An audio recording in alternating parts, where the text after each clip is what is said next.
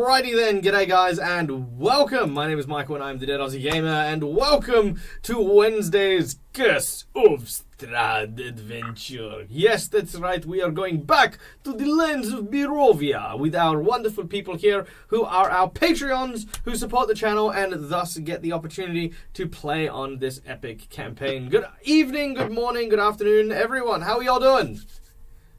Hello. We're good. Hello, hello, hello. Welcome. Alright, so, as always, guys, we are going to play our Curse of Strahd game. And, of course, as always, we are going to invite you, the audience, to participate as well. There are a number of ways that you guys will be able to interact with the game during today's adventure through either donations or via channel points. There are, of course, a few ways that we have, such as the Dag Dollary Dues, in which you can give hero points, you can give rerolls, or as Noria has just done so, can throw in some plot twists, which I will draw your plot twists as we do our intros. Or, of course, you can do the regular donations, which I think we now have. Huzzah! Yes, we do. No, that's a lie. Donation. Nope. Donate. They're both working. Nope. They're all three Well, working. they all say the same thing, but nonetheless. So, this is why I have a mod to wrangle me, but that doesn't work. Anyway, so like $5 is like a hero point, $10 is like a plot twist type deal, $20 is a nat 20 for someone, and $50 is an NPC or a monster of your choice that gets inserted into the game. The NPCs actually do go for a fair while. Like, for example, Sir Tem, who is one of the NPCs that our heroes have gotten to know, was a donation one. And he's still a major part of the game. So, you know, yeah, so you do get your money's worth out of these donations. All right. Without any further ado, let us introduce ourselves to these wonderful characters that will be journeying through the lands of Barovia, starting, of course, with Immersion Diversion, playing the role of Vigog. Hello, Neil. How you doing? Hello.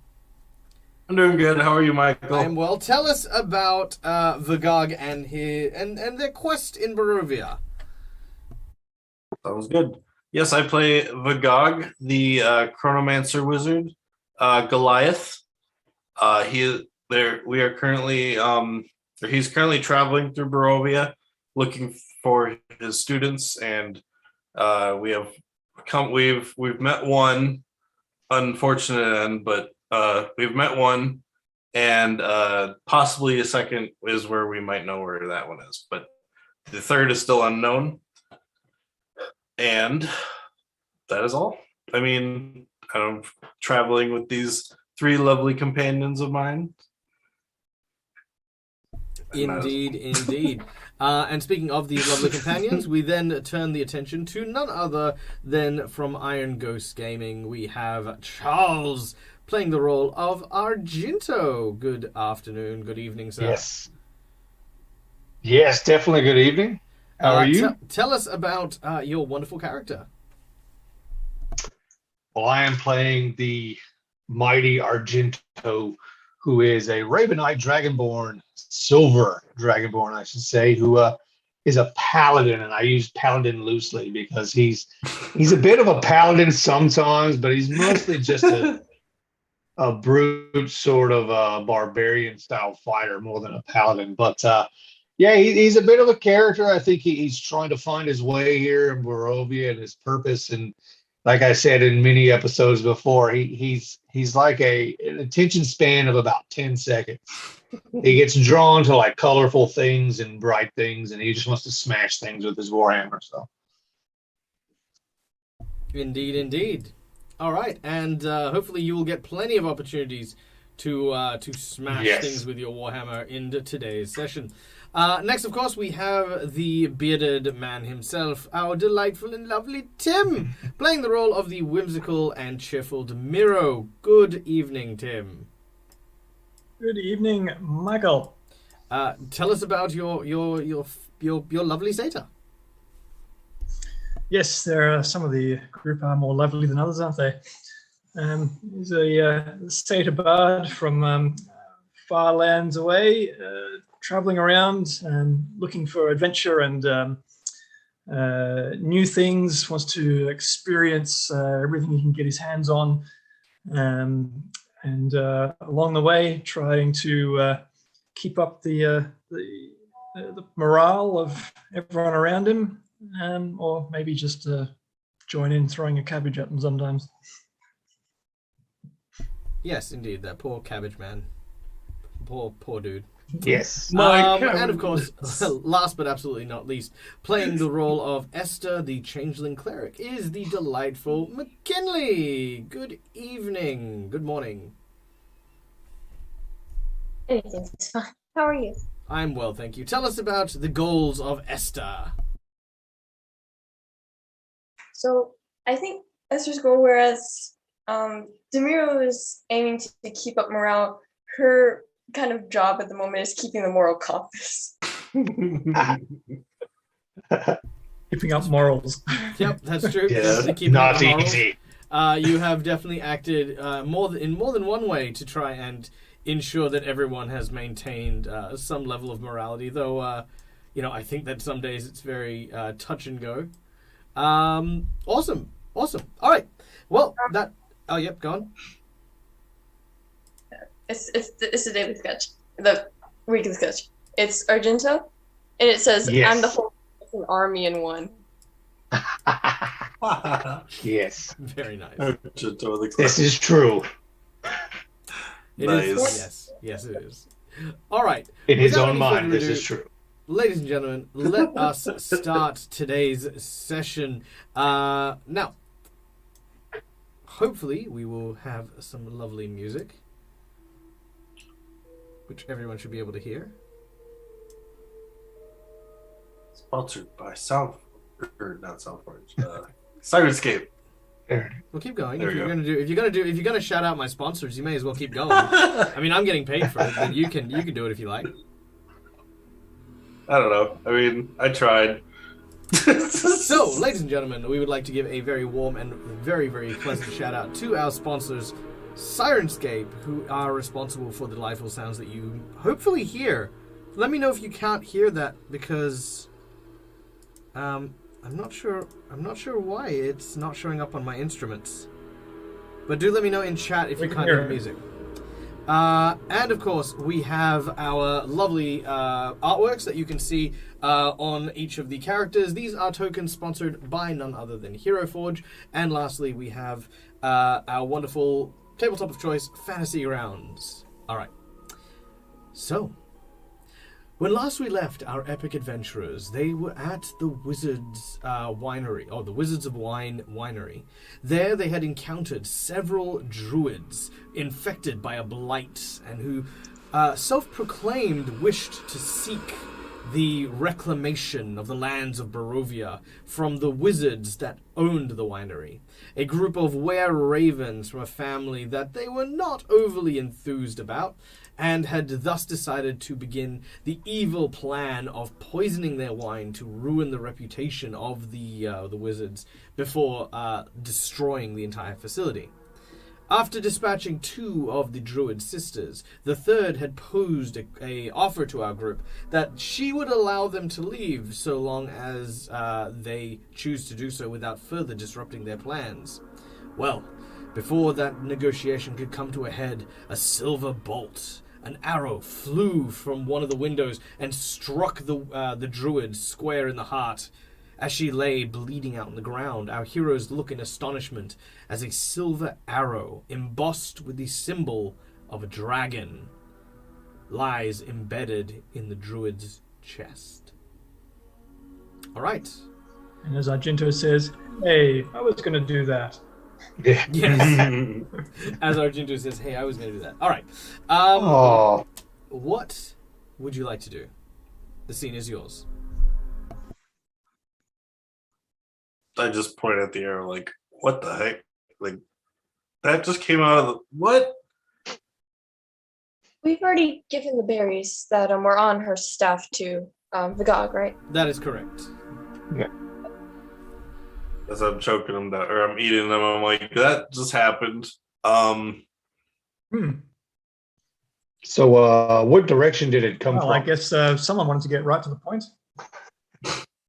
So, what direction did the arrow come from exactly? The arrow has come from outside, just by the nearby doorway that leads to the outside courtyard, nearby the back of the house where the troll had torn the wall clean open.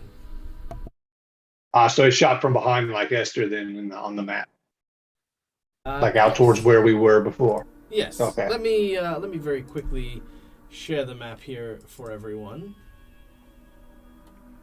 Looking at the druid would have been to our right. Yeah. Hmm.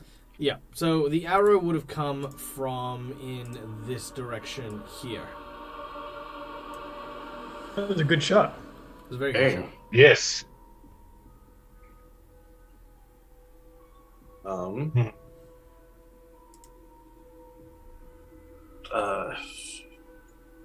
Who? So, Hello out there. A voice calls back. Who goes there? I have heard only tale of wickedness within this place. Show yourself and prove that you are not of evil birth, and I shall spare your lives. So saith How exactly? the knights How of the exactly silver does one? dragon. Oh, so how exactly does one prove they're not of evil birth? Well, first of all, you emerge. And should you bear no arms, then you will either be shot or you will not be. Depending on how I feel about you at the time. I see. we all have arms. There's a 50-50 chance we'll get shot either way. Depends. If you are walking around with the skulls of human creatures, then chances are, yes, you will be shot. If, however, you emerge and you are wearing bunny ears, for example, then there is less likely a chance of you being shot. If I were to make a suggestion... What if we're carrying around the skull of human remains, but it's still talking? Or Well, what if- then I would simply accuse you of necromancy and place a very charged bolt square between your eyes. But we didn't raise it. It's come of its own volition. Well, that's even worse. It means After that we you just- are minions of the undead. Well, But no, what we if destroyed one of its us- body. And what if one of us was actually a rabbit? Are these hypothetical questions? Because these are very specific. Demiro, go out there as a Yeah, rabbit. just hypothetical, because we have to make sure, you know. so Argento, he's sort of like taking defense with his back up against the door here, kind of like Could I Taking have a peeking around, like sort of sneak attack if someone comes in. But I want to yell out and say, "Did you say you're Knights of the Silver Dragon?" That is correct. I Would am that by Sir any Lachlan chance be- of March. Would that dragon by any chance be Arjen Vost? Argenvoth? Argenvoth! Yes, of course! Our lost lord! What do you know of Argenvoth? Wait. Pray, if you are traveling with the undeath, then mayhaps are you Strahd's men, filled with wickedness that needs to be expunged? Only they weren't last would time- travel with last the I undead checked. and know of our fallen master. Well, I mean, last I checked, we weren't, but let me just check if that's changed since yesterday. Look, No. I don't think we're with Strahd. No. You hear a muffled voice coming from your backpack. Oh God! Oh yes, Murray was with Strahd, but now he's in our sack. Oh my. No. He says, well, in any case, I believe that it is best for all involved that you reveal yourself. Could I have the map, please? No. I There you are. Then you shall move me. I tell the group that I'm happy to go out alone to speak If you with do- him if you want to wait. If Oh you no, do go out- Demiro's gone now. Let's go, Demir. Wait, Argento, before you go, can I have the unicorn horn? I want Yes. to try something. Yes. I give you the horn. Come and get it. Okay. Thank you. I'll walk it. Yeah. Probably not because I think you're gonna die and I want to take her stuff. Okay, Maybe so that's not. let's just go over a couple of things. Number one is you do not have a unicorn horn. You have the Well, horn, yeah, it's a you have the horn horn of of an amaraj. Please make the distinction Amaraj. because one is a giant magical horse and the other is a giant asshole bunny. Okay, two very different Yes. creatures. Okay, so Rabbit horn. yes. Rabbit. Okay, I wrote it down. I just like calling it a unicorn. All right, and secondly, who is the first to emerge? Me. Okay. I'm gonna be Demir. So, Demiro, as you exit the winery, you see this individual, who I have now put on my screen, and in just a moment I will put him on the screen here so that you guys can see him. There he is. It's like D'Artagnan. All right, there he is. A tall, slender human man with very well-kept hair seems to dress in long garbs filled with a variety of elixirs, potions, and the like. By his hip, a sword, and in his hand, a primed and ready crossbow. As he sees Demiro, our satyr, he says, "Ah, demon!" and he fires at you. But he then Where? stops just before the bullet is loose. And he says, "Wait a moment. You there, goat man. Are you demon, or are you perhaps a satyr?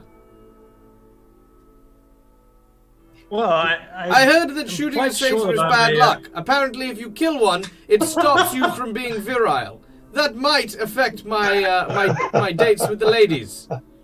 I have heard that story before, funny enough, and I'm quite sure that I'm a satyr and not of demon descent. Well, for the sake of my but libido, there you is- shall live. We can find out if you want. Well, I'd rather not risk it. The rest of you should probably come out as well. Come now, step two. I will come out. Ah, I will come out demon! over this way. Hold on. As he I'm not a sees the demon. dragonborn, he says, "Hold a moment. Friend, you bear the graces of a dragon kind. And no, not just Yes. any dragon kind, but a silver dragon. Is this true, or perhaps are you a demon?" No, I'm a silver dragon. That is correct. Well, yes. Ah, Not a demon. huh. Well, verily, it seems as though good company appears to be emerging from the winery. Mayhaps I have already slain the evil that lies within. Well, you slain one of it. We did slay quite a bit before you got here. Yes. Ah, then you are truly doing the work of good. Excellent. The Silver Dragon Order is pleased to make your acquaintance. As he bows towards you. Well, it is lovely to meet you. Mhm. Ah, and you you gave as such an well. opportune time because it saved us the awful trouble of deciding what to do ourselves with the druid that you shot. Ah, yes. I've been hunting this druid that you have sought for quite some time. Large creatures, blighted by evil, you see, started attacking the nearby vicinity, near Argenvastholt, which is the home headquarters of those of the Dragon Knights Order. Or at least... What? Dramatic pause. It was. We have since been driven from our sacred headquarters, forced to wander the lands in order to do good and strike out against the minions of Strahd, wherever we find him. Well, that sounds wonderful. I am glad you think so. Say, I didn't catch your names. Oh, that's because we didn't say. I am Demiro Soundhoof. This is my companions Argento, and hiding back there is Vigarganesta. Ah, well. The pleasure is all mine. Be at ease, for you will No, not I assure you, find it is a not all foe yours. here. All right, he puts his A great deal of the crossbow pleasure down. is mine. Oh, that's why you can't hear the music. Aha.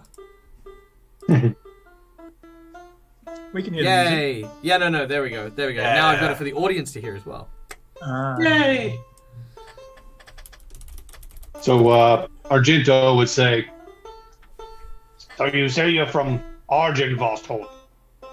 Is that where Argynvost's castle is? I would assume, yes." He steps onto the well that you can kind of see next to him. He places a foot upon it and looks out dramatically into the forest. He says, "Yes, Argynvostholt was, of course, the home to one of Strahd's greatest enemies, and the namesake for the Order of Paladins that now try desperately to protect these lands. There once was a great many. Now we are so few."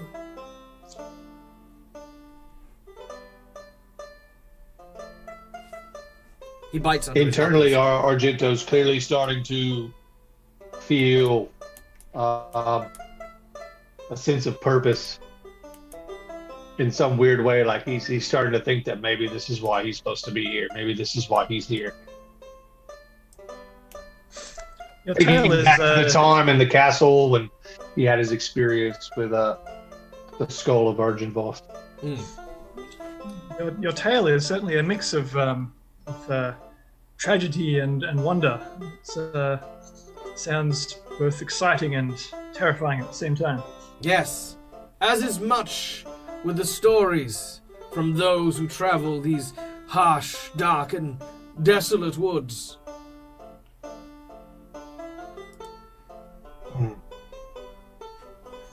What if I told you that I saw Argynvost's skull in Strahd's castle? His foot slips off the well. He clearly staggers. He picks himself up. He says, You claim to have seen with your own eyes Argynvostholt's remains? But Strahd has kept these in his castle. The fiend. Oh, will his evil and callousness know no bounds? Curse him! Damn him! Damn his eyes! Damn his wife's horse!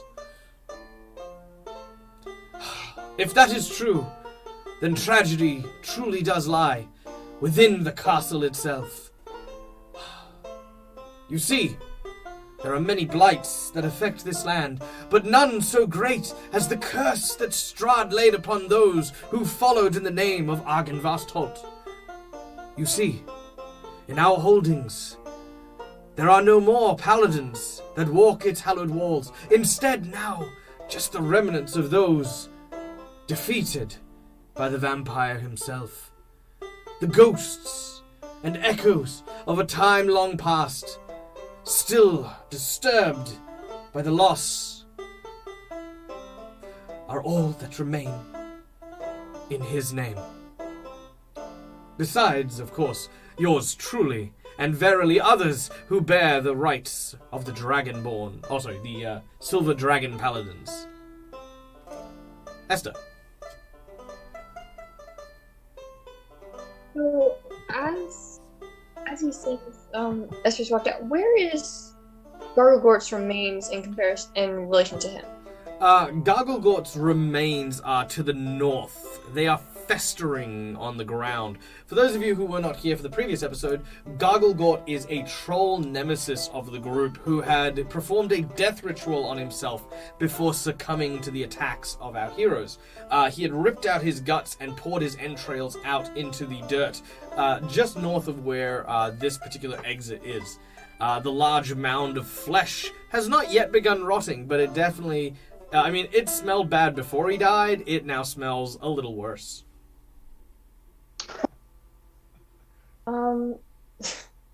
So if we are within 30 feet of the body, then there's one thing I want to do. Sure, you are within 30 feet.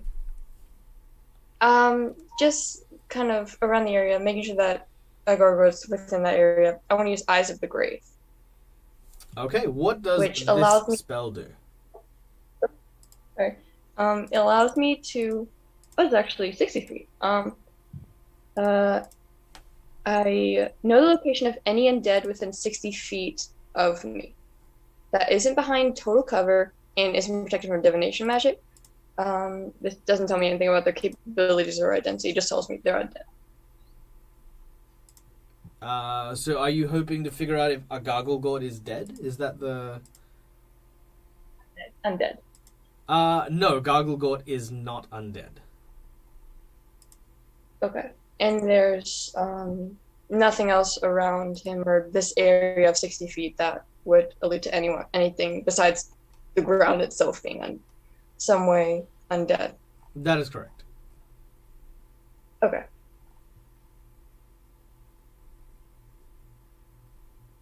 I'll walk over towards the gentleman and sort of take a knee and tell him that I pledge myself to be a part of the Paladin Knights. So you wish to serve the great Silver Dragon Order? Well, as much as I would like to, I am not yet a paladin of a high enough rank or reputation to induct such a warrior to the order. In fact, there are very few that could. The last known would be my mentor, a rather spry fellow. Haven't seen him in a few years, though. Went by the name of Sir Tem. Wasn't he part of the moon crescent? We know Sir Tim. You know of Sir Tem?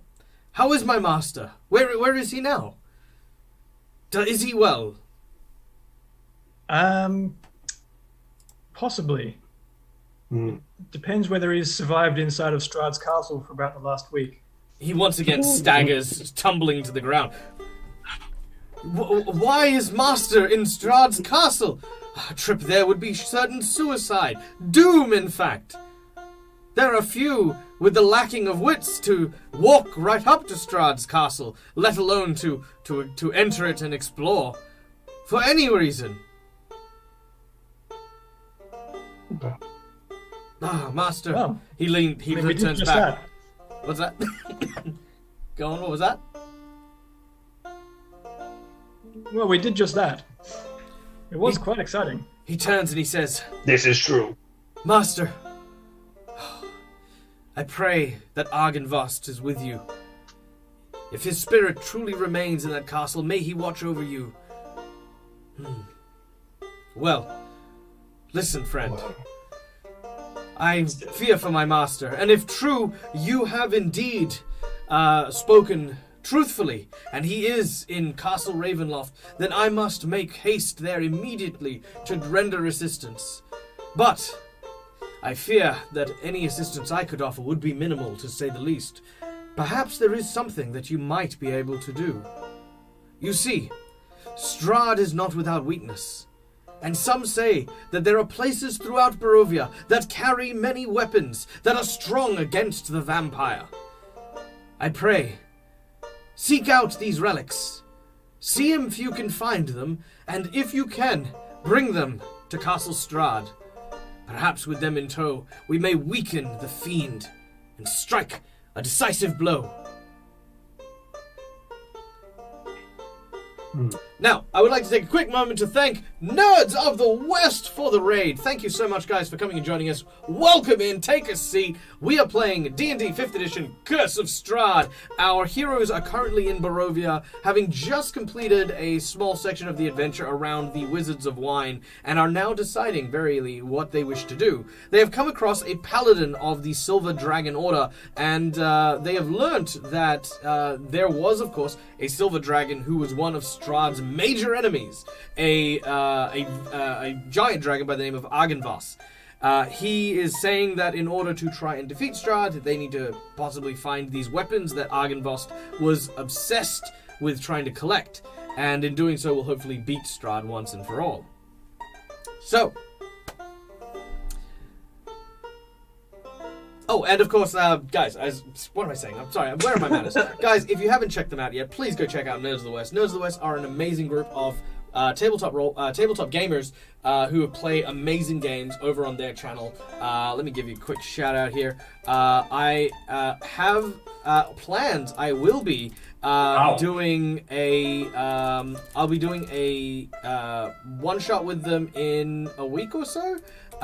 Playing one of my favorite Malifaux-ish styled games called Bayou Bash. We're going to be playing that on their channel in about a week or so. So, yeah, that's the place to check out. Nerds of the West. Okay. Also, thank you so much, Ira Janasi, for the community subs. You are a wonderful and generous human being. And to everyone who's just got a gifted sub, please enjoy and use those emojis to the fullest. Wow, it's a Pop-Tart. That's the best name I've ever seen. All right. So, you guys have been given your clues. You guys have been given your insight. I would also like to thank Noria for generating the Channel Point plot twist card, Erratic Behavior. That is one of the reasons why this character has a personality and was not simply a bandit encounter, which it originally was. So thank you to Noria for that very interesting, very interesting character. All right. So the scene is back to you guys. What would you like to do? So Vagarg had stayed behind with the Amaraj horn. When everyone was heading outside, he wanted to test if he could use the horn's magical power to possibly get the poison out of the barrels that he's standing next to. All right. Without getting rid of the alcohol. So sure. You take hold of the Amaraj horn. The Amaraj, of course, being the horned rabbit creature that, when you placed it in a lake that was corrupted and putrid, turned it back into clean, fresh water. As you go to the barrel filled with berries that you can find in that major stomping room you're in, you place the Amaraj horn in the water, and the water's surface begins to glow, and you can see there is a clear, not like crystal clear, but like it's like less gummy. It's like almost like it's now like it looks like wine. It looks very, very refined wine. It looks like refined wine. So that I take one of the vials that I have on me and I dip it underneath the surface. Sure. And I'm going to drink it. Cool. Make a Constitution saving throw. Uh-oh. Poison again. Why don't you chase that with a berry?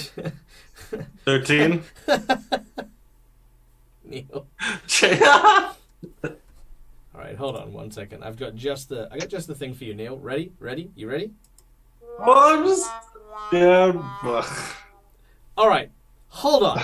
So I just want to take a moment. I was trying to purify the poison. Whoa, just let me have my moment, okay? So... You're good, yeah. For some reason, the wizard of our group, the most intelligent character, has taken a horn in hopes of purifying some poisoned wine, stuck it in the poisoned wine, turned it into wine, then decided to check to see if it was poisonous by drinking it. Very well. You have drunk... And you have drunk a glass of pure poison. You now have the poison condition and are taking 2d6 damage per round that you fail to make that save. Purify wine out of poison. 570 bits from Ire. Yes, it is because keep in mind, unlike poison. Okay, so who here in the group can tell me the process that was used to make the wine in this this poison wine? They crushed up the berries. What kind of berries? Wait, go ahead. Bad berries? Death berries. Yeah, they crushed. It's crushed up. Yeah, it's crushed up death berries. So all right. You've made death wine. It's really potent death wine. If you wanted to kill someone, but you're dying now. So you're gonna take 2d6 points of damage, and you're gonna do that every round. Yeah. So you take 10 damage this round. Oh my God. But what do you do once you drink this poison and realize you spit out a chunk of what possibly was a kidney?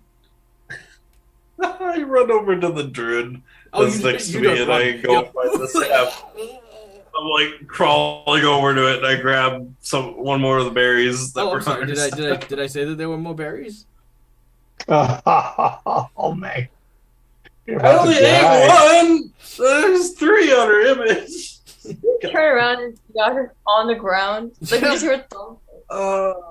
Esther, you turn around and you see Vagog on the ground, just like dying again.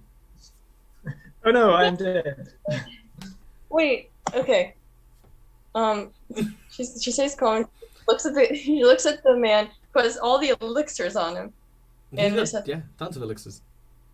an antitoxin. Well, yes. It would be silly of me to travel around Barovia without curatives and potions of all sorts. Why? Do you seek need, fair maiden? For I just look and Sir Lancelin. No, yes, Sir Lachlan, sorry. I am Sir Lachlan. Sir Lancelin, someone else. I am Sir Lachlan. I, Sir Lachlan, will of course render any aid to you most fair, Esther. Well, we're not And he certain takes that we the need knee and aid he yet. takes the hand and he's like gonna try and kiss it. And you're talking. He's just kind of ignoring it. But yeah, carry on. We'll just see how Vagag goes this round. yeah, you know what? Let's just play this out. Let's see how long it takes for us to get this. Yeah. All right, Oh, Vagog, look make at another me. con save. No. Everyone's Oh, just look at watching. 14. All right, Oh, that no. is another 10 damage. Oh He god. he seems very set on Help! berries. Help! I mean, it would seem cruel to deny him of his request. Ah, Yes. I see. Yes, you're right. It would be very cruel for Sir Lachlan of Drake to allow him to suffer any further. He then points his Wait. crossbow at Vagog. Think It's it's still still a- It's still alcohol though, right, in it? Yeah, it is. It is very alcoholic poison. Alright, so I still get the effect of the Sorry, I amulet. just want to then. clarify. Did anyone miss that Lachlan's going to shoot him in the head? No? No, I I was was kind just about to ask Vagag. Vagag, was this your plan? I Again? thought it would cure the poison. of I see. But yeah, if it's still got alcohol in it, I get the effects of the amulet of drunkards. So Well, Sir Lachlan, it seems that he wasn't. Well, I can't be 100% sure he wasn't trying to kill himself, but he does try things that don't work. Yes, And, you must forgive our friend. He's not playing with a full deck, if you know what I mean. He's I see. A bit This is silly. kind of like the reverse Make-A-Wish sort of thing. You've dragged Kinda. someone you don't like into Barovia. well, Well- you know that story you were saying about the sort of people that would go into Strahd's castle and just poke around. Say no more, say no more. Yes. All right, Grandpa, he says, walking over to the white-furred, white-bearded Goliath. it's now red. It's now just a red beard. He says, "Do not worry, Grandpa. You shall be saved, for I, Sir Lachlan of Drake, have just the thing you need." I'm just Now, I do apologize. We're having an MA. We're having an MA rating. This is a mature warning. Okay. He dives his hand into his pants, and as he does, he begins to say, "In the name of love, once more in the name of love." As he then draws his hand out and using a lay on hands upon you, he will remove your poisoned condition. Thank you. There you go. He is a paladin of love, baby. And this, by the way, I want to point out, is not my doing. This is from our plot twist card, This erratic is entirely behavior. mine. So I figured, how do you make a paladin erratic? Yes. You make him erotic. Oh. That's how you make him. He's a paladin. You make him half Elvis. He's an erotic paladin. Half Elvis. Yeah, baby. Yeah. Get my mojo going. Argento All right. was like, that was spectacular. That was He's a spectacular. pallid Elvis. All right, there we go. Spectacular. Roll for craps. That's awful. All right. So, Vagag, you are now cured of your poison. You are no longer taking damage. You feel a bit silly, but for the most part, you are okay for the time being. You gained a point of insanity. I just looked at Demiro and I said, "Get me out of here." Look, no one is force feeding you poison berries. I would like to point out that no one has done that. 4 episodes, ladies and gentlemen. Vagag, 4 before we episodes go, we've been there here, is- and 3 times Vagag has poisoned himself. Okay, I want to point this out. 4 episodes. 3 more barrels, Vagag. Yeah. Yes. I mean, maybe they didn't poison all the barrels, Neil. Do you want to go check? Just make sure. No, I don't want to go check. Maybe someone else can. Here, take the horn back. All right, the Amaraj horn. It's a crutch. Anything else, perhaps, that we should remove from your possession? Sorry, Demiro, what do you say? I was just wondering if there's anything else we should remove from his possession. I don't know. I feel like at some point or another you just need to put styrofoam around it. All right. Do you Now- have a muzzle by any chance? Now, I would like to take a moment to say that Argento, during this period of time, while you have had a few moments to watch Vagag's chaos unfold, while Esther very panically paced back and forth, worrying about the death of their friend, and Demiro sort of, again, in his very curious way, Third time. seeing if Vagag, did indeed want to die, and obviously very taken aback by the very forward blessing ritual put forward by Sir Lachlan. We have a memory that sparks in the mind of Argento. Oh. Now, let me see if I can do this right. Argento, you, Yes. unless I've mistaken, have the 3 of coins as your trading card. Now, That when is we correct. started this game Yes. all those many, many moons ago, by the way, check this out, ladies and gentlemen. Look at that. Oh, Strahd's. This is the Curse of Strahd collector's Nice. edition box. It's so nice. And I got it just for these people because I love them. And so to play on my games, by the way, I have a Patreon page. Go to my Patreon page, and you can join in these games. Go to it. That's literally it. But because they supported me, I decided to give back to them, and I forked out and I bought the collector's edition Curse of Strahd box, which comes with this amazing tarot deck. And I would like to now take a moment to make use of it as I can. So you had the 3 of coins, which was, I believe, the trader. Correct. That's of swords, of that, of runes, of star, of swords, of crowns. Here we go. This is the coin. There we go. All right. So the 3 of coins card. This was the tarot card received by Argento by Madame Una, who was Esther's sister. Now, this read the fortune of: look to the wizards of wine, in the wood and sand the treasure hides. So I'll repeat that again, just for you. Look to the wizard of wine, in the wood and sand the treasure hides. Don't look at me. I'm a wizard full of poisonous wine. It's very true. He's a wizard filled with poisonous wine. All right. So that is what you. That is what you know. That's what you recall as you are. As you have a moment to yourself. This could Alright, be part so- of the Seeker cask that once contained the finest wine. Original drop remains. Potentially. Or there was another one. Yeah, I'm Look to the Wizard of Wines, in wood and sand the treasure hides. I trust the Sir Lachlan or whatever his name is, but I'm always skeptical of people. I don't like to talk. I don't want to talk about things that we may know and give things away. But I definitely am remembering this was my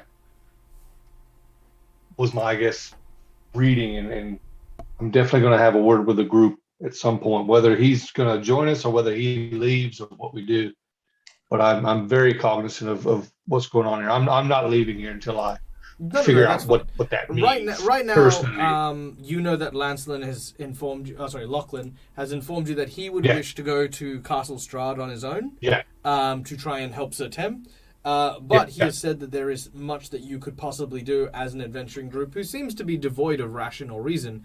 You could go to Argynvastholt and search its holdings for weapons that you may use against Strahd, should you desire to do so. Yeah. Well, I definitely want to say to Lachlan, I don't think it's wise to go to the castle by yourself. It's a lot of strange and eerie things there. We were just fortunate to get out, and unfortunately, so Tim stayed behind to make sure that we were able to get back. But unfortunately, the portal we traveled through wouldn't let us return. So, we didn't mean to leave him there. I'm sure he's fine though. But we have full intentions of going back. Going back by yourself would surely just mean that you would die. So. Maybe just wait, and when we are ready to go back, you can come with us. Well, it is still my master who is within these walls. And as much as I would like to say that I trust your... He looks down at Vigag, who's like, please, water. As much as I trust your capabilities, I think it would be best and more prudent if I were to act upon my own. You see, as much as I claim to be a mighty and valiant warrior, I do not have the capacity to protect others. I'm sorry. And ashamed. All I can do is provide you with the information that you might use in order to better your standing. Thank you, Azariel. Please lurk and fold your laundry with good fortunes. I'm a lover, not a fighter.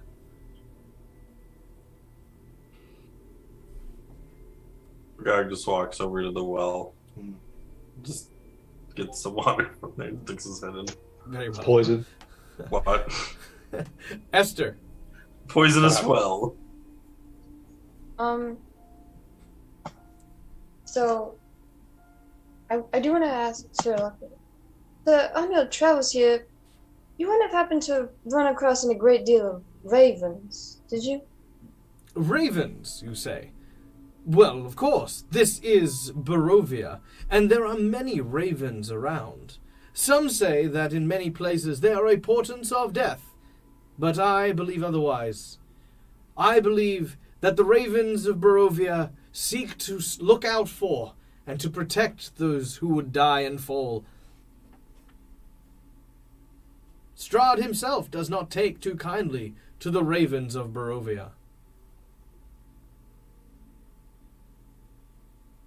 Where was the last place you saw them?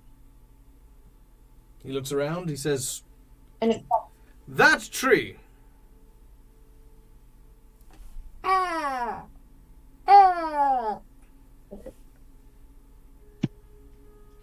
Okay, good. Sorry, there was something I was thinking of. Thank you, sir. You are most welcome, fair maiden, and do not worry. Even though I journey now into the mouth of certain death. He takes your hand. I know that somehow, somewhere, he swooshes his hair. We shall meet again.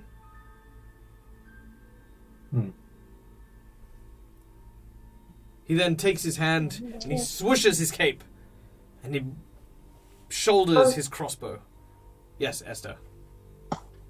As he's leaving, just because he is going to Castle Ravenloft, and I give him 2 holy water flasks. He says, I shall treasure these. It'll be as if you are looking out for me.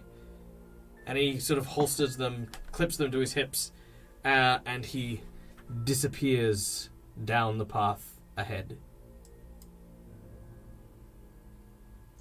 We haven't happened to find any gems on these druids, have we?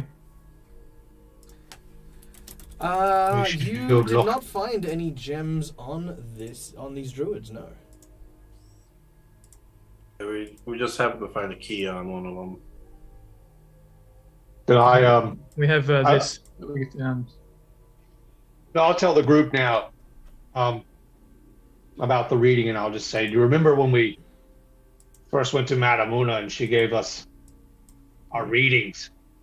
One of the readings she gave to me was that at the Wizard of Wines I would find some treasure buried in wood and sand. Yeah, I do remember. So I think after hearing Sir Lachlan speak of treasures hidden around Barovia, maybe there's some sort of treasure here that we should try to find. Well, we also got a riddle from the old man about just gemstones 3 hidden here, coveted by the guardians. The druid will not part with what they deemed theirs. They were called the I actually have written down the night arrows. But yeah, you might be right. One might be here. Well, We could search around, split up. I don't know if you recall, but when we first I arrived, I was drawn to the barrels in the wagon. You think maybe it's in there? I have no idea. I just know that when we first arrived, there was something odd about those barrels that drew me to them. I'd say let's go check that then. Oh, sorry. What's up, Esther? She's gonna say one thing before we go any further. She's gonna look to the Raven. If this place belongs to someone, if this is still an active place, then why would they not be here while the druids were here? Where did they go? Perhaps the druids ran them off. Maybe they're scared of the druids. They would abandon the whole livelihood for it. There's plenty of them. From what we saw. Maybe they got stuck in Raven form. They're just the ravens now. I mean, Strahd clearly has a hold on lots of things here. Maybe this is another one of the things that Strahd dictates to us rather than. True. Wow. Also, super quick, a massive shout out to the huge raid of 84 people from the Fourth Culture. Guys, welcome. Good afternoon, good evening. How was your stream? I hope you had an amazing time. Lots of streamers, lots of raids coming in. We've got the guys from the Nerds from the West here. We've got GM Workshop here. Guys, it's so good to see you. For those of you who don't know, the Fourth Culture are a wonderful group of role players from Southeast Asia who just do an amazing job. Like, literally, seriously, one of my absolute favorite role-playing game groups in the whole world. Please, please, please, if you are in my chat, if you are a fan of me, go and check out the Fourth Culture right now, or even later, and give them a follow, because you will not regret it in the slightest. They are so much fun. Guys, tell me in chat everything that you guys had. As for a really quick recap for those of you who have just joined us, our group of adventurers have just finished up in the Curse of Strahd adventure with a place known as the Wizard of Wine. Argento, one of our characters, has recalled that one of his tarot readings from the very start of the game has told him to look to the Wizards of Wine, and in wood and sand the treasure hides. He's trying to, the group is trying to solve this particular riddle before trying to move on to their next location, wherever that might happen to be. Our group consists of Neil, who is playing the role of Vigag, our Chronomancer Goliath, Argento, our Dragonborn Paladin, played by the wonderful Charles, Demira, our Satyr Bard, played by the delightful Tim, and of course, last but absolutely not least, we have Esther, the Changeling Cleric, played by the wonderful McKinley. Now, guys, if you are new to my channel, let me tell you this. You are not invited here to be an audience member. Absolutely not. You are here to be behind the GM screen with me. I'm active in chat chat away, talk to me, let me know what you think the game should happen, and there are lots of ways for you to interact with the game. You may donate to the stream in order to generate random events, ranging from a $5 hero point to someone to a $50 NPC or monster encounter. Or if you have channel points, you may spend them to do things such as generate plot twists and do some cool stuff, which are a lot of fun. All right, without any further ado, let's reset the mood, shall we? Now, Argento has once again brought this to your attention. With the Druids of Blight now destroyed and killed within the winery, you have a little bit more breathing room, a little bit more freedom to explore the areas around you. So,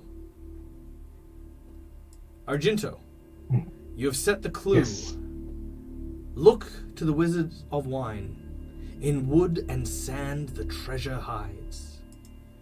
Where would you like to search? You may move your models across. I want to go back. Yeah, I'm going to go back through and sort of go over to the barrels that were on the wagon. All right, so that would be over in this area here. Yeah, we're over where we first came in. All right, not a worry. In this area here, you see that a small unhinged wagon filled to the brim with several barrels of what you can assume to be the highly toxic and poisonous wine that was being created by the Blight Druids has been loaded, ready for shipment. They all seem to have a name written on the side of the barrels. The name is Vallaki, which you would know is the city that is in constant celebration. There are also a couple of other barrels, some saying Krezek, and another one saying... let me see if I can find the location. Another one saying... Nope, I've lost it. Lost the place. It'll say something else. Something beginning with a Y. Like, it is Yester Hill. Yeah. That is what the other one says. It says Yester Hill. I don't know where that is, but it's somewhere. Okay. Basically, I just want to try to open the barrel closest to me. I don't care if the wine goes everywhere or not. All right. Well, let me rephrase that. I'm not going to get poisoned by anything. You're going to try and cover your mouth. All right. Taking your mighty hammer, there is a very, very sudden crack as you smash open the barrel, and wine pours out over the floor. So then I'll smash the next one and see what comes of that one.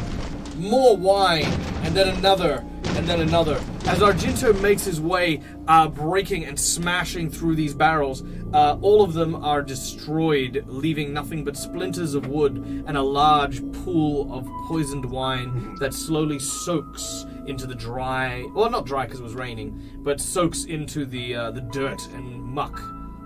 Esther. Go ahead, Argento.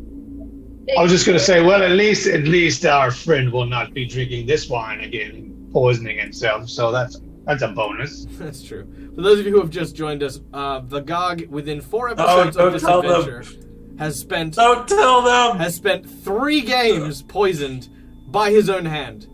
Some tiny creatures handed him some berries. Oh, Vagog is poisoned. Vagog fell into a vat of wine. But Vagog is poisoned. Vagog cured himself, then used a purification item on the wine to make pure poison, which he then drank to see if it was poisonous, and then got poisoned. So this has been a very bad day for Vagog. No, forget bad day. This has been a bad hour for Vagog. It's been a terrible hour for Vagog. But we love him. We love him to bits. Yeah. Esther. Say that after you kill me. No, just kidding. Just for my own knowledge, because sure. Sorry, 2 seconds. Let me just lower the music volume so I can hear you a bit better. Yep, carry on. With wineries in general, whenever they do have shipments, are they? And this would be in a time of before modern transportation.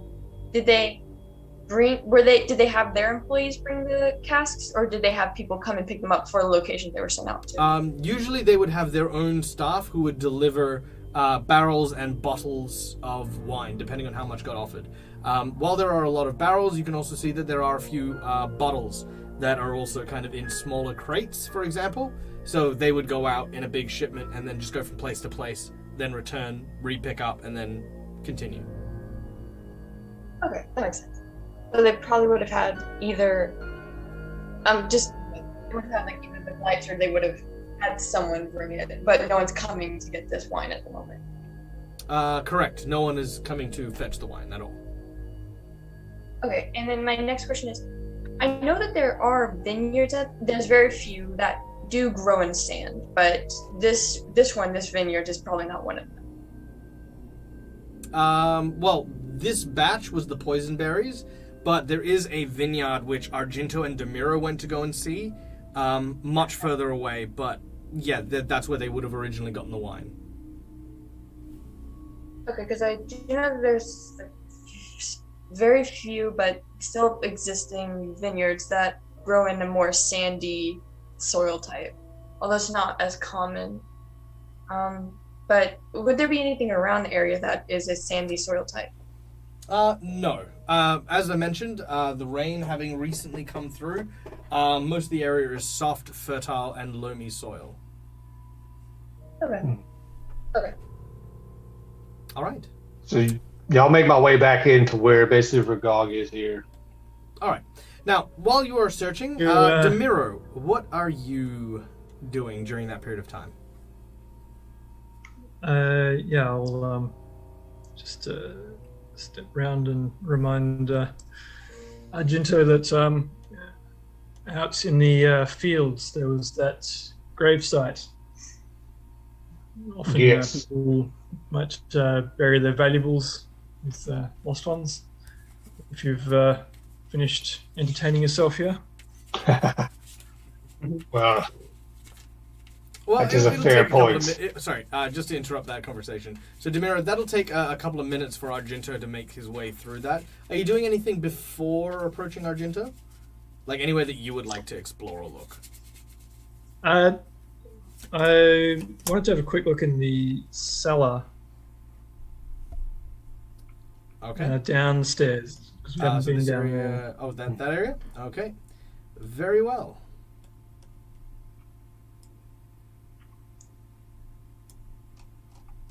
All right. So, before I do that, I would like to say thank you to Lord Garthon for the plot twist redemption. Now, guys, if you redeem a plot twist card with the channel points, I give you two options. You choose one, and then we introduce that as a plot point. So we have tipping point or mistaken identity. So take your pick, write it in chat, and then we will decide which of these we get to add in. All right. So, Demiro, as you descend down into the wine cellar, here we go.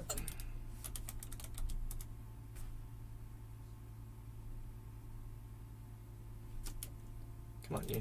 There we go.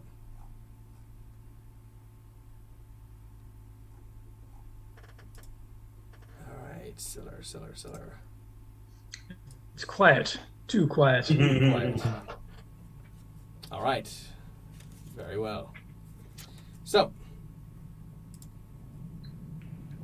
making your way down the cellar, wooden pillars and beams support a 10-foot high ceiling of ice-cold wood. A thin mist covers the floor here, remnants from the rain and humidity perhaps. Each of the cellar is split into two halves, and each half seems to be separated by a partition that doubles as a wine rack. Along the side that you can see, the western side, the wine rack is empty. Only a couple of bottles still lie smashed upon the floor here. You're not sure when, but perhaps when the druids first arrived, they'd destroyed some of the older batch.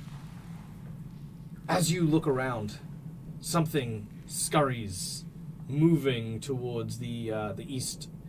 It seems to hide amongst the rack of wine, and you see glimpses of silvery eyes that peer at you from the wine racks. Ah, a wine gremlin.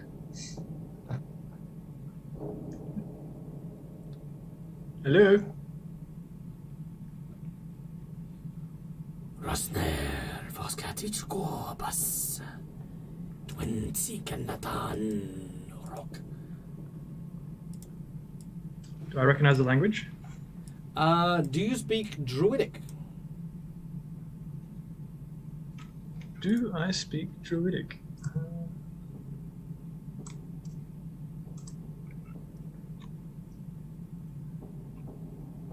Common, Infernal, Sylvan. No, I do not. No,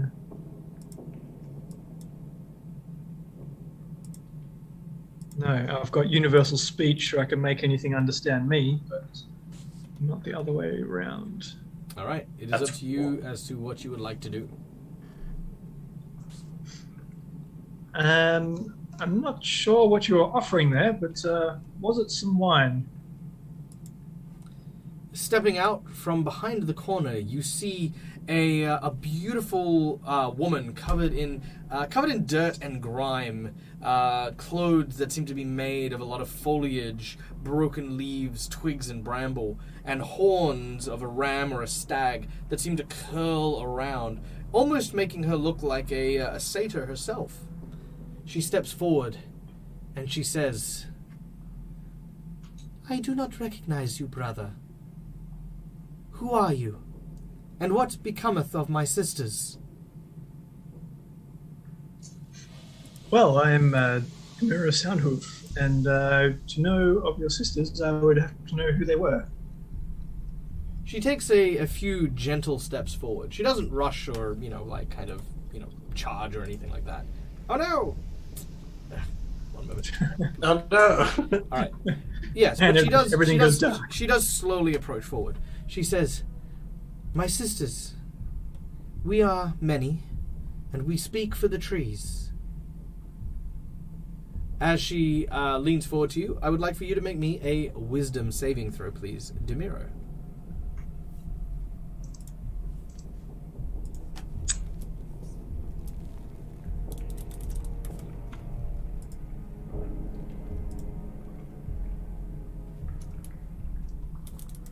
Also, yes, Is this a magical?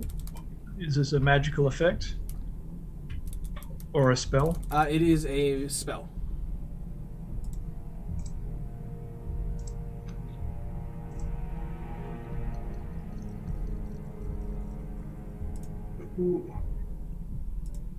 Okay.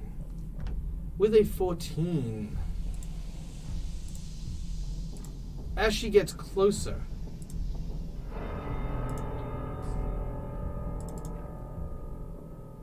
the mood changes ever so slightly. Ross. And she says, "You are very well traveled. I see that you have the gaze of those who enjoy to wander. You are one who appreciates the beauty of nature." You find her words alluring. She's very charming, and as I mentioned, very pretty. She says, Well, yes, I do travel quite a lot. Well, I'm sure, of course, you have many places to be, and are surrounded by many friends, perhaps many who adore you. A partner, perhaps? Just as a note, I'm not sure if it was like a charm person she was trying, but that doesn't work on Fae. It was, but if it doesn't work on Faye, then so be it. You may play this scene how you would like to. Yeah, I'm lowering That's the fine. music. Thank you. Sorry, my bad. I It just suddenly took a very, very loud turn for some reason. Are you a traveler yourself, or I mean, it seems like maybe you spend a fair bit of time down here. I am. My name is Undare, and I have traveled these these wilds for many years. Many, many years. Yeah. Well, you must have seen a few things in your days. Well, of course. There is much to see. Nature's bounty is forever stretching and growing, like we are. At this point, there is nothing quite like a good frolic through nature. Yes. Sometimes my sisters and I, we would disrobe ourselves at the height of the full moon just to feel nature's embrace surround us. Have you... moon dance. I have done those before. It's wonderful. Aren't they the most uplifting of things? At this point, she kind of presses herself into you and just sort of... She's a little bit shorter than you, and she kind of looks up to you and has this kind of longing gaze towards you.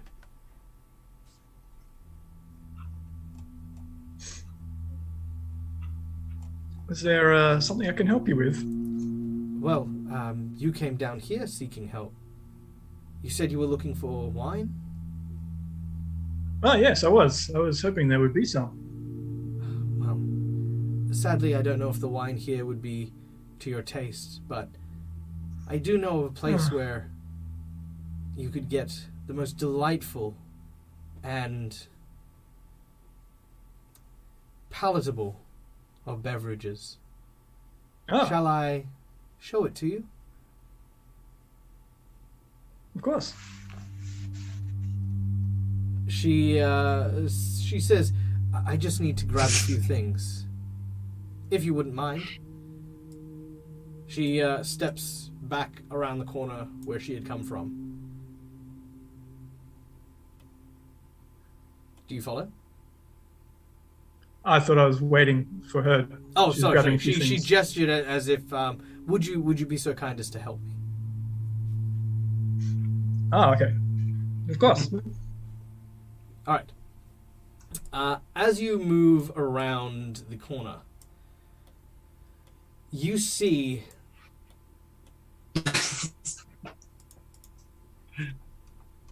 a series of needle blights. They appear to be fully grown men and women, ensnared in thorns and vines that pierce into their bodies. The corpses of these men and women are being animated almost by force through the growths of thorns that riddle their bodies in and out, weaving together like a weird macabre tapestry. She reaches down and picks up a small bag, without so much as bearing a glance at the blights that line the wall. She pulls the bag over her shoulder and says, "Now, follow me, and be quiet. I don't want our sisters to find out." She walks towards another exit. And we will pause there. Back up onto the main floor. Esther and Vagag. Now, Vagag, where do you happen to be? I'm at the walking in. I would have been at the base of the ladder going upstairs, Okay. and I would have been on my way to head upstairs. All right. Very well. You recognize very quickly where you are when you head upstairs. This was the area that the troll had previously attacked from, having destroyed the room with the printing press, which is this area in the top left here. And you had already investigated several of the bedrooms in this area. But you've now come up through the main floor's staircase. And as you arrive at the top, you can kind of see down into the actual winework area very clearly. Okay. So now that I feel like I've got a good height angle, I'm going to remembering that the band. Well, what was his name again? The bandit dude. I actually got it written down. What was his name? Awesome. Oh, Lachlan? Yeah, Sir Lawful. Sir. Okay. remembering Sir Lachlan saying that there were artifacts around the Barovia that might be able to help, and remembering the thing Argento said, he's going to bring his he's going to pull in the magics of the arcane, and he's going to cast detect magic, thinking this might be a good way to find maybe what we're looking for. All right. You take a moment, and your eyes begin to coalesce the magical energies and eventually glow with a blinding light. You cast your gaze and begin to scour for magic. You do not see any magic. Actually, let me just check a couple of places before I give you a bum steer. Yep, no problem. And it's concentration 10 minutes, so I'll be kind of keeping it up as I'm walking around. Oh, there is magic that seems to come from this area here, which I shall mark. There you go. There does seem to be magic emanating from that area. Okay. So is this like a what's the word? Like a not an awning, but like a forgot what the word was, like an overhang. Like I can see below too. Oh, so the way that you're actually in another room, so you're actually sensing it behind a wall. So to get there, No, I know, but like below me. Like, can I still see like the area below me? Oh yeah, you can still see the area below you. But to get to where that magic is coming from, you'd have to go across, up, out, and then around like that. Yep. Okay, yeah. I was just making sure because, I would then start making my way. I would then start making my way and probably get to about there before. If I think Argento is saying something to the Gog. So if he saw me climbing up and then doing that, then... Oh no, this would be while Argento is still smashing barrels and the like. Okay. It is going to take a little bit. Then it does take a little bit to smash all the barrels, but we'll see what everyone does. Okay. Esther. So, then I would keep going, and I'll wait there. Would I have seen the mirror go down into the cellar? No. Weren't you in this area here? Which one? Oh, no. The area to the north. It would have been the room right above Argento. Workshop? Yeah. Yeah. Were you exploring there? Sure. I just put myself there, but sure. Okay. So, as you are exploring the northern area, you can see that there are a large number of empty barrels in the chamber just beyond. Through a small door, you can see that this is a woodworking room where barrels are made by hand. Several tools seem to line this area. Strips of iron lie in a neat pile here that you can see would be used between the two work tables in order to make and weave these barrels. Some of the wood is actually repurposed, damaged barrels. So they're very thrifty and very economic. So you know. Mm-hmm. And that is all you find. And it just seems sort of like it seems like carpenter's tools then. Yeah, there are carpenter tools if you'd like to take them. Yeah, absolutely. Oh, which ones specifically are there? It would be for are there just general? Look, I'm gonna veto it and say that it'll have carpentry tools, and if you can justify a tool in particular being a carpentry tool, it'll be in that kit, rather than me sitting there giving you like 20 things. It's alright. It's an open-ended toolkit. I like I it. didn't know there were any. They have a nail gun in there. We can use that. That's really Yep, it's really got one good. nail in it. There's a bazooka. I don't know where this came from, but I guess Yeah, it's right? bazooka. Oh my god, is this a lightsaber?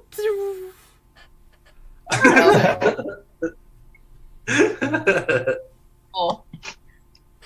But okay. Just seeing. Vorpal blade. Oh. But yeah, I look at that. And then I have some of the carpenters. Like I actually I think I'll leave them for now, but I may come back for them later. Just for now, I'm gonna leave them here. Just know they're here. Sure. But that's all I do for now. All right. Now, as you begin to make head your way out, you can hear the sounds of smashing suddenly stopping.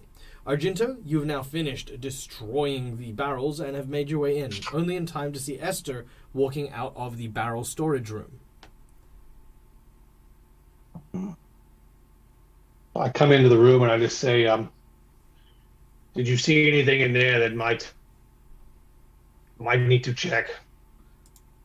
There was nothing in these barrels but wine, but I'm assuming in wood and sand that there's a lot of wood here. I don't know what to really look for, but maybe just check these barrels. Beyond carpentry tools, I didn't really see much yet. But perhaps we should do something with the druid. Maybe check her. Maybe she has something of significance. I'm not quite sure, but I know you like to have ceremonies with the unfortunate souls who have died. Maybe we can do something with her body. It's just laying over there. maybe so. Then yeah, we'll go over and check the druid. I want to check her for anything of significance that we might be able to use going forward, and then help Esther take her somewhere or whatever we need to do with her that Esther wants. All right, not a problem. As you search the druid's body, what you find is she does not have much, but she has a very unique-looking staff by her side.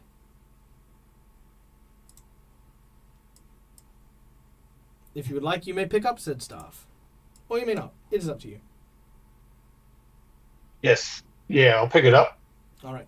It is a spongy bit of black length of wood. As you reach out to grab it, you notice that it seems to have fissures and cracks along its side. There is an evil aura about it, and it is now in your character sheet.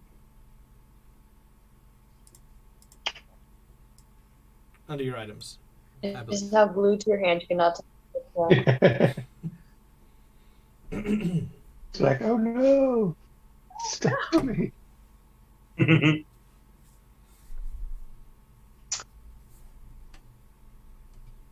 Where was it again? In our item. Yep, should be in your inventory. If it's not, I will add it. Inventory. Let's see. It is. Is it in your inventory? Oh, it didn't put it there. Oh no, no, it didn't. Okay. Put it in Esther's. I will. Yeah, there you go. Staff. It's a staff. Oh, because yeah. Mm. It could be because he doesn't have it identified. If it's just staff. Yeah, it'll be staff. You don't have it identified. Yes. You don't know what it is. Yeah. So I tell Lester that obviously something different about this staff. It's got a weird aura about it. Maybe you would know more. I don't know. I'm not really aware of this type of magical item and things, but there's something different with this staff. It's got a life to it, if I must say. It just I hand it to her. It gives you the heebies and the jeebies, both of them simultaneously. That's right. Yes. If Something very odd, and I give it to her if she takes it. If you want to take it. All right. Sure. All right. If you want to, you may make an Arcana check to try and identify what's up with this staff. Okay. Okay. Now my players are making me play freaking hopscotch with their characters, and I move the staff from you to you. Compensate them for the evil Done. stuff. Now you have a The staff. Arcana checks it, gives it back. Wow. Ooh. Good Nice. news, everyone. You have identified the staff. We did not. It is Guthias's staff, and you should now be able to read it out if you would like to. You may share that information, or you may keep it to yourself. It is up to you. And then pass it to Vigag. Yeah. All right. While Esther is taking a moment to read that, we return ourselves now downstairs where up the ramp comes the druid and Demiro. As she gets up to the top, she says, "Shh, quick, this way. They won't notice us."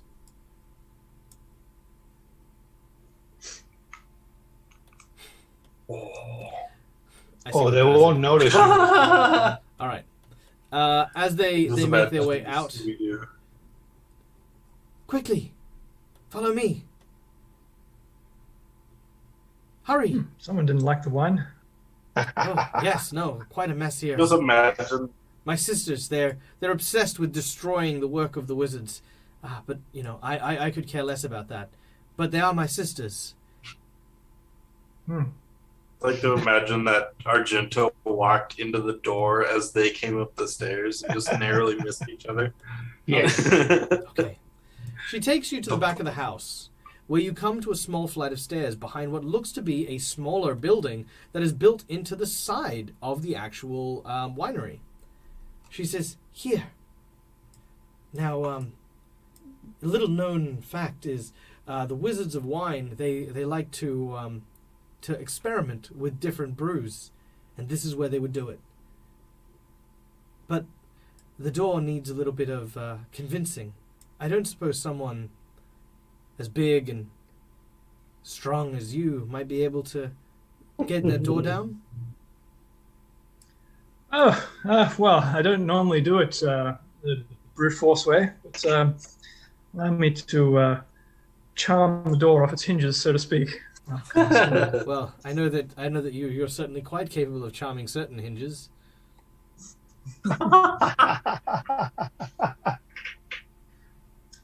I'll use knock on it. All right. As you cast your spell... actually, you know what? I can't believe I actually have this. Hold on. Thank you, by the way, ladies and gentlemen, to, yes. of course, our sponsors for the show, which, of course, are Hero Forge for the lovely tokens, Fantasy Grounds for the wonderful VTT, and, of course, Sirenscape for... Sirenscape. Sounds like these. The wonderful sound effects, including what I hope is... Aha! Here we go. Ready?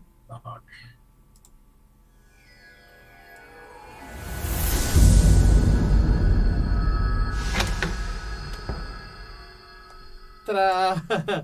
As Demiro casts Knock, the door swings open. Inside, Do we hear also that, thank by you the for the way? cheer, Bel Muerte 66. Much love. So much love. Yes. Now, inside here, you Beautiful find death. yourself Love it. inside of a small glass blower's workshop. The southern wall allows a small strip of dim light to enter the room through a very dirty and like kind of muddy-looking window.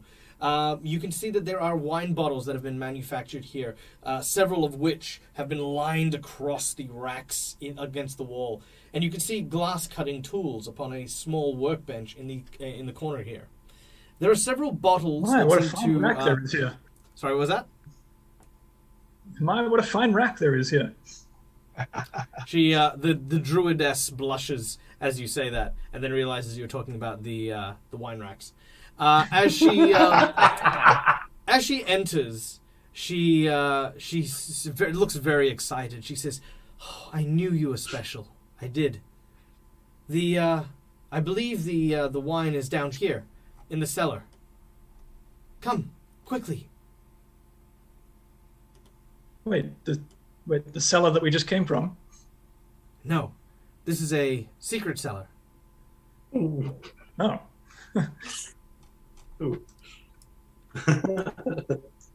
And she leads you down into kind of like an undercroft, where you can see that there are, in fact, several wine bottles lining the wall here. Oh, wow. Yes, I know. These are the Not sure I would have wines that found the this. wizards made that were untested. She reaches into a pack and pulls out 2 wooden cups. All right, I want to try this. No guarantees on the quality of what is about to happen. All right, let's see.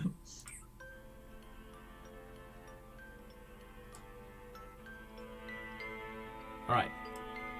She opens up one of the wine bottles, pops the cork, and pours you a glass. She then pours herself a glass as well. She brushes some dirty dreads from out of her eyes, past the antlers of the horns that she uses as a headdress. And she says, it's so peaceful here. So quiet. Cheers. Do you drink it? Yeah. It is delicious. A fine and very refined palate that Demiro has finds the wine to be quite earthy, with a slight maybe orange zest twist that seems to add a splash of citrus to it. Wow. I don't think I would have found this without your help. This is amazing. Well, I wouldn't have been able to get in without yours, so 2 fruitful partnerships. So, yeah. Fine pair of horns we've got on our heads. She leans in. Can you feel through your horns? Yes. Yeah. She leans I forward. mean, it does hurt a bit when I headbutt people with them.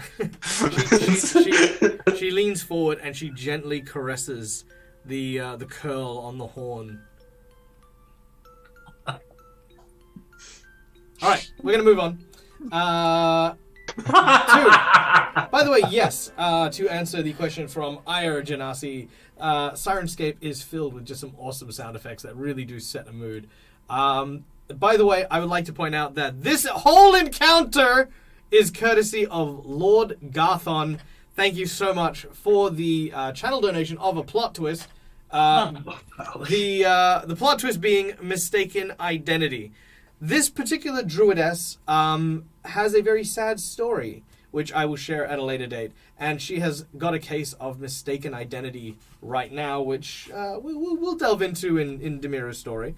I would also like to give a special shout out and welcome to Corey Embers. Corey, hi! It's so good to see you. Welcome. Corey is an amazing performer who I had the absolute privilege of playing a couple of board games with many moons ago now, but, it's such a shame. But, I love Corey. She's one of the cast members over at Perception Studios, which is where you can see her doing a whole bunch of cool, amazing, fun, and awesome stuff. She gets to play with felted friends who play D&D, which I am internally jealous about. But we don't talk about that. It's fine. It's fine. Besides, you gotta make your own mic. I mean, look. To be honest, I'd love to play with them, but I wouldn't lose sleep if I didn't talk to Cucumber for a day or two.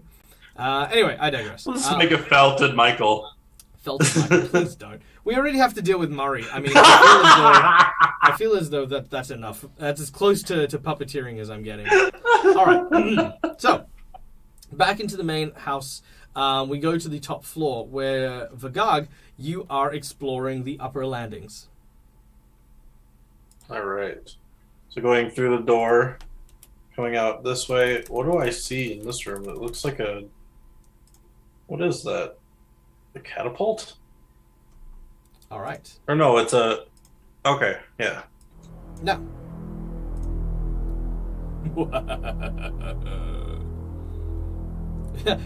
Downstairs, there's like this love romance thing going on, and upstairs, Vagag is alone, hey? No. All right. The room you find yourself in is a loading winch that is used to carry the heavy barrels and load them into the wagon below. Up here, you can see there are signs of a struggle. Blood stains litter the floor, and drag marks that lead over the edge and to the winch. Looking down over the edge, you can see the wagon and all the destroyed barrels from beneath. But that's about it. Okay. I will have to come back to this. The magic is kind of more enticing right now. Mm-hmm. So I'm going to head into this hallway over here and head to this doorway. All right. Do you open the doorway? As quietly as I can, but yes, I do open it. It's one of those push locks that you don't realize is going to be super loud. You open the door, which swings, groaning creakily, and inside you find a kitchen and dining room. A table surrounded by 8 chairs, an L-shaped cupboard, and a floor-to-ceiling closet pantry. That is all you find within this particular chamber.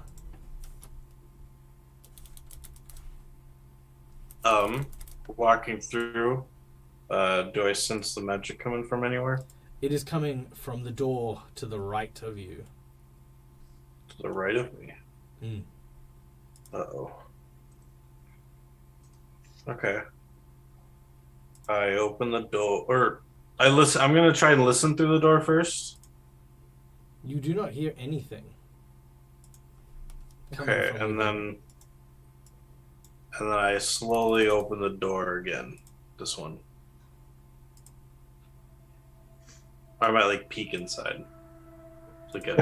As soon as you open the door, even a crack, you are assailed by this Poisonous putrid gas. smell.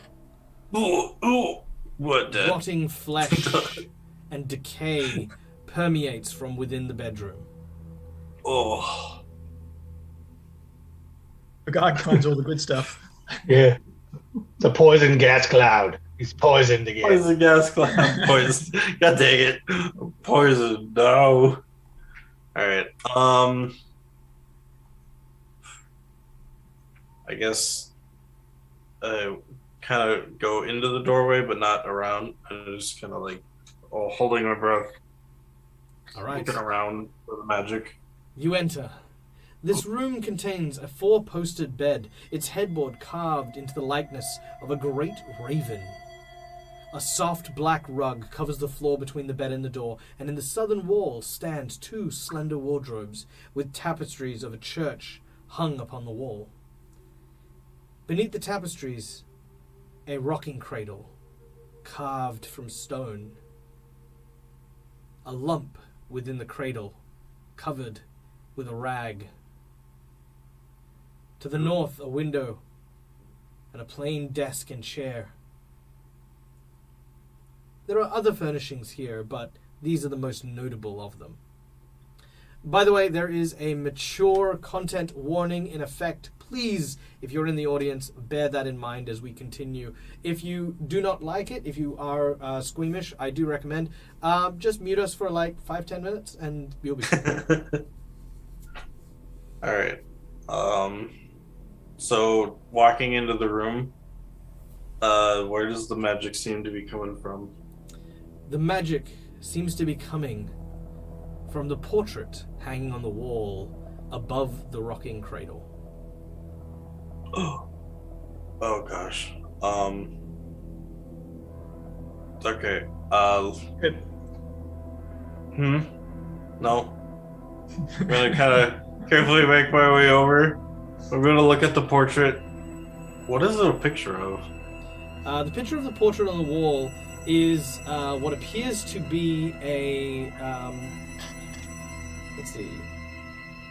a tapestry of a church. And on closer inspection, it appears to be a tapestry of the church at Kazakh, which is, of course, as you remember, the place where the Abbey of St. Marie was. Ooh. Okay, and the paint or the portrait is what is the magical thing? Behind the portrait seems to be magical. Ooh. Okay, I'm going to, as I kind of crouch past the cradle a bit, because lumps are never good. I'm going to pick up the painting and kind of move it onto the ground to my left. Or to my right, I guess, so kind of in the corner. All right. As you do so, Yeah. you reveal behind the painting what looks to be a portrait.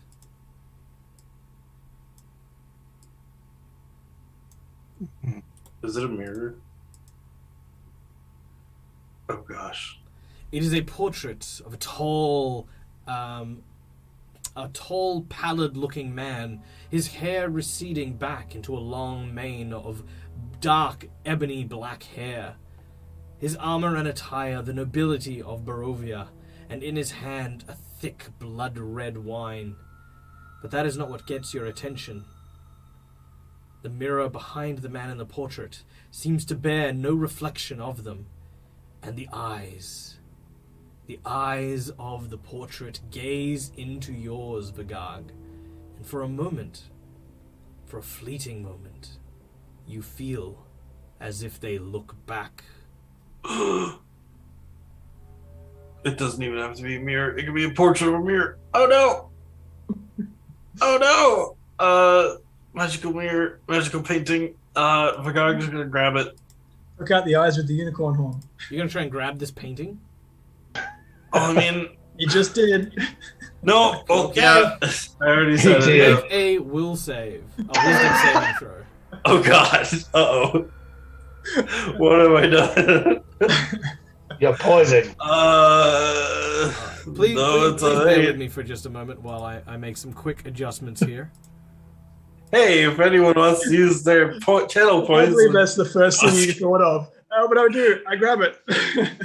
I should have just Yeah, ran that's exactly what the guys downstairs. would do. Got you guys. Oh, yeah. Oh, no. Bleep, bloop. Doop, doop, doop, doop. That's Vagag's theme song. That's it. It's just blum blum.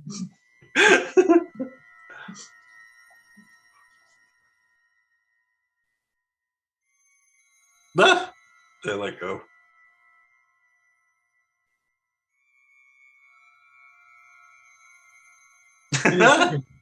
It's for us. It's fun.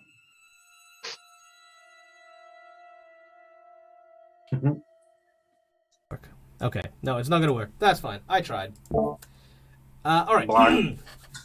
So here we go. I'm gonna ASMR this. Oh.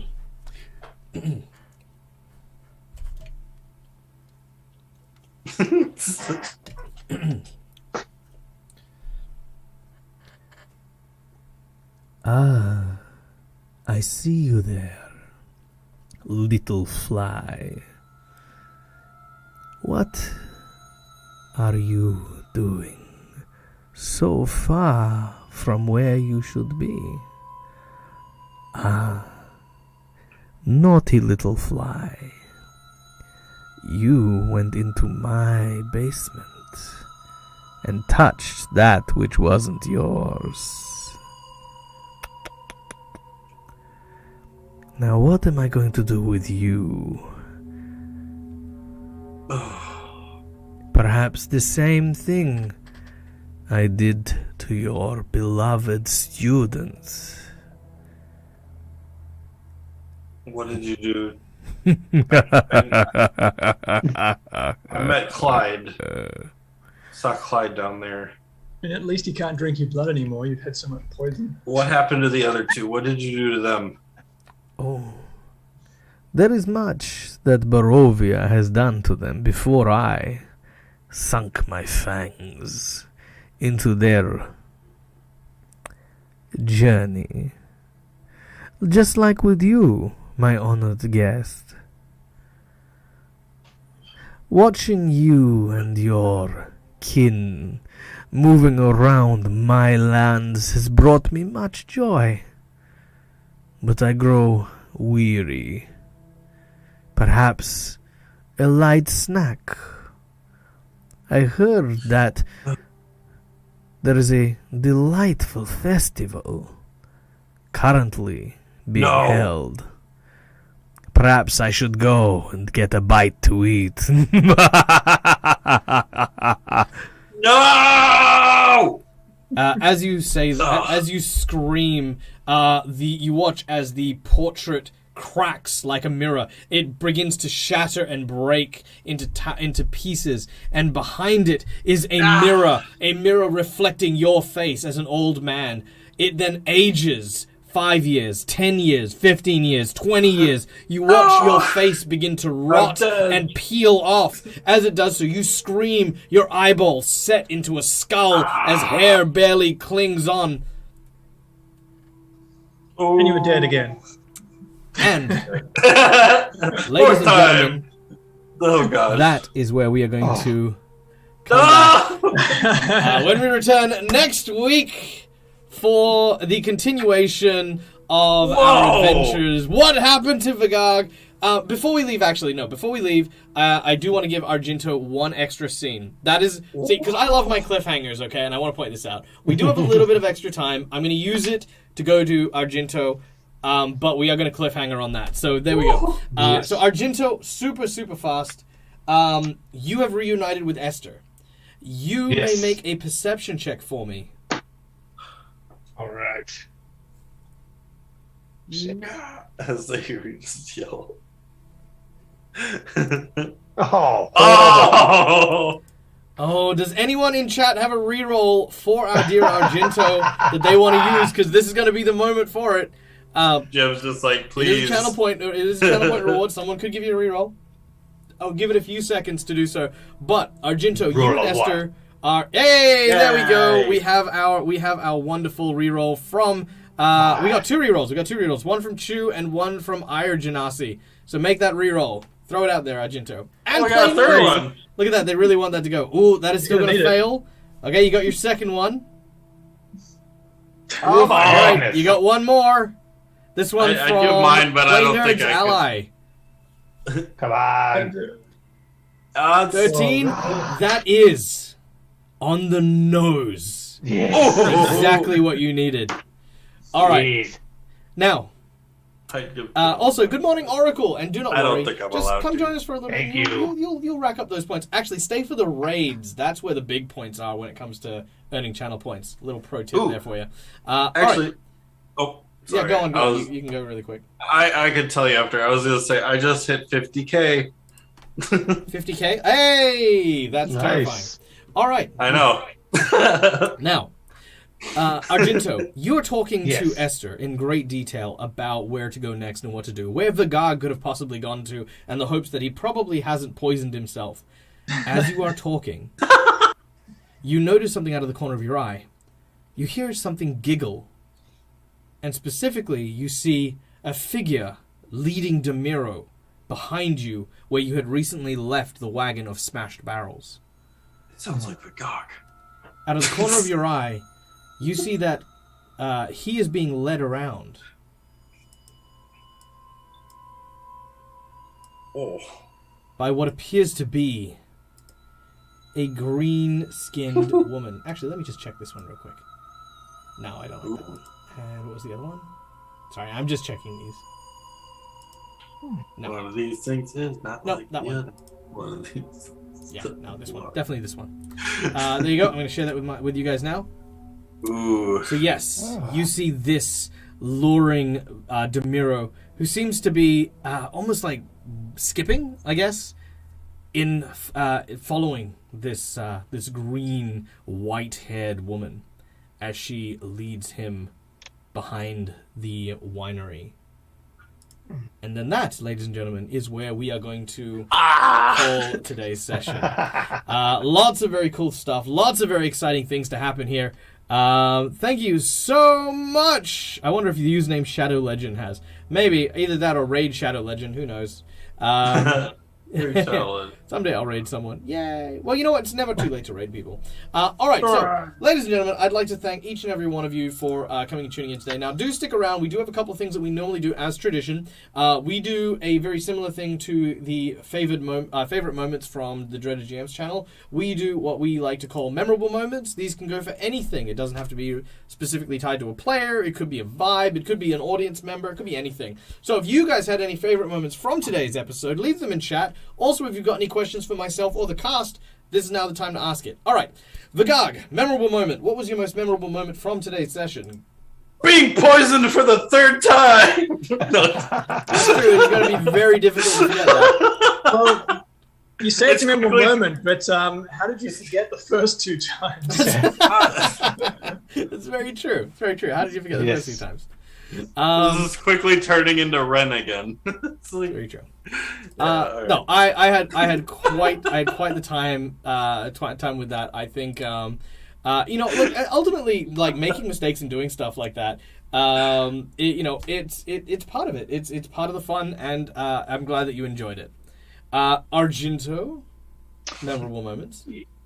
I think Sir Lachlan was pretty cool, but I think one thing that Sir Lachlan sort of gave to me anyway was that Sir Tim is actually somebody I really admired and didn't even realize I did. So I thought that was pretty cool to have that connection with Sir Tim, not really realizing he was part of the Dragon Order. Yeah, because I mean, obviously, you knew that Sir Tim was a paladin. You knew that he was wandering around fighting the forces of Strahd. Correct. Which is exactly what the dragon did, what Argonvoss did. And now to know that that was the paladin order that Tim belonged to. I'm glad that you enjoyed that connection. Yes. It's Didn't really cool. Tim say he was part of the Moon Crescent Order or something, though? No, that's his. What do you call it? His option. Yeah. That's his. Yeah, it's like what he is. Like, yeah. I'm like of the Vengeance Oath. He's like of that. I thought the Oath was the order kind of thing. So. Not really. No. All right. Demiro, memorable moments from you, please. I thought that the paladin showing up and making that pot shot through the two doors into the through the druid was The Kennedy shot. Yeah, that's right. It was also it was just before Argento was about to initiate combat, I think. Yes. That's what I thought was great about it. So That's true. That's reaching for the hammer and then haha! Yay! She died. Yes, to stop your guy from that flies off the handle from flying off the handle by having someone else fly off the handle. It was. I like that little narrative spin there, and it was great because it wasn't done in a way that like was kill steely. You know what I mean? Like you guys had already killed like 2 or 3 of them already. So it's a good way to avoid fights becoming very samey. Because here's the truth, and this goes to you guys in the audience who are GMs. You don't need to force fights and force combats into a game. You can just have games be a walk in the park. You can have things just be murdered because it's good for morale. It saves you on time and lets you focus on elements of the story you want to focus on. Don't bottleneck yourself into saying, this book, it says I have to have a fight with this cultist. Sure, have the fight with the cultist, but you don't have to have it end with when he's on 0 hit points. You can do a bunch of different stuff. It's cool. So yes, that's a good one. Esther, memorable moment.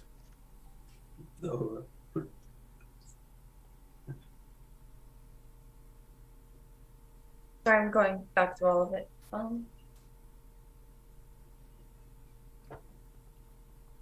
One thing is that the progression from the pace and peak of going from the very comedic, very humorous beginning, where it was still humorous throughout this middle of it and towards the end, but you let it mellow out a bit so I could prepare for the really intense ending. So there was a lot of laughter at the beginning, and then we still laughed through it, but it was a lot more neutral of this feeling that progressed into the intensity. Yeah, absolutely, and thank you for that. I appreciate that. That's actually a really important thing, especially when running horror games, is you can't just be hardcore serious. So even though Sir Lachlan was a plot twist from our lovely audience, it's also important to remember that you need to have that levity in order to prep your players for those intense moments. If they're already kind of just scared and kind of worn down and miserable and everything's already hard and dangerous and deadly, then you don't have those moments that happen. Those really hard moments that you want to sell, like Strahd appearing in the portrait, they fall down, they fall flat. What made that was so good was, as you were saying, it went from the comedy bit with Sir Lachlan to the romance with Demiro, then into this very creepy walkthrough in towards the magical item with the baby crib creating a great foreshadowing type thing, and then boom, Strahd gets dropped, and it was intense and it was great, and it was a brilliant reaction from everyone. It was so good to see you guys enjoying that moment because I love Strahd. I think he embodies very much what I imagine the true megalomaniac villain should be in a thing. So thank you for sharing that with me, and thank you to my audience for sharing it with me. Let's Also, thank you to everyone for those rerolls for Argento. Very appreciated. Yes. And thank you to Hester TM for your cheeky 100 bits in the middle of all that chaos. Very appreciated, my dude. All right, let's have a read through here. So, I knew it. Strange woman with the sister is always a hag. Yeah, that's true. Witches do tend to be hags. Sexual healing from the horny paladin. Yes. So, I couldn't think of erratic That's kind of behavior, and in weird. my mind, I think I just replaced the word erratic with erotic. And it literally just shaped him, right? Like, as soon as it came into my mind, it was like this erotic paladin. And I was like, oh, it's supposed to be an erratic paladin. And then I was like, it's an erotic paladin. Why not? And, you My know, name is Sulaco and Montoya. yeah, the lay on hands healing kind of thing. Also, and another fair call, by the way, if you do love the model of our dear Sir Lachlan, that was made in Hero Forge, but it was also made in Hero Forge by members of the Masters of Hero Forge Facebook group. So go and follow that group. Damn. And I think this was one of the choices of the month where the developers of Hero Forge picked their favorites. Yeah, so this is a rendition of that one. So definitely go check that out if you are into Hero Forge and you're looking at making some really cool custom minis. Let's see, what else do we have? Impressed by my Strahd. Thank you so much. It means a lot to me. I love Strahd. I really do. And I love getting into that. If I could guest star on like other people's channels as Strahd, I absolutely would.